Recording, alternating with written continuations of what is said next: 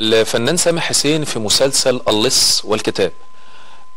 بنشوف توأم، التوأم ده يعني شخصيتين، كل واحد ليه شخصية منفصلة تماما عن التاني، لأنهم طبعا هم أي نعم هم نفس تقريبا الشكل أو من الناحية حتى البيولوجية، ولكن الشخصية مختلفة تماما. فنبص نلاقي احدهم طبعا تربى في مع والدته وتربى بقى على الجزئيه بتاعه الاخلاقيات والمبادئ والقيم، فنبص نلاقيه بيستخدم قيم ومبادئه بشكل كبير جدا جدا في تعاملاته الدنيويه، ولكن هو في جزء فصيمي، الجزء الفصيمي ده اللي مخليه يعني جبان شويه، ما بيقدرش يواجه الواقع احيانا، ما بيقدرش يواجه المشاكل احيانا.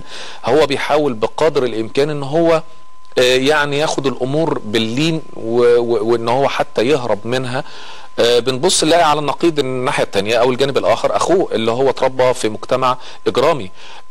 طبعا المجتمع الاجرامي اكسبه الشخصيه السيكوباتيه، الشخصيه السيكوباتيه اللي فيها ساديه، اللي هو بيسرق ويتفق على سرقات، ومشهور بان هو بلطجي، ومشهور بان هو حرام كبير وليه مكانته ما بين الحراميه، وبيعملوا له تقدير واحترام اللي هم في مجتمع بتاع المسجلين الخطر.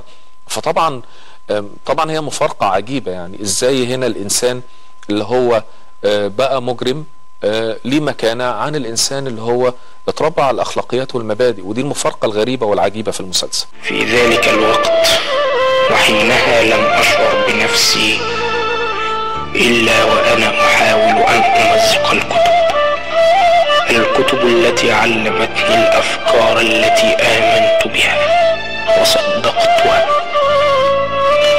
لم يكن في حسباني أن أخي ميشو سيعود إلى ما كان عليه.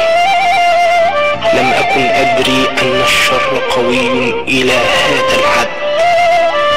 حينها تيقنت أنني أحلم، وأن ما كنت أظنه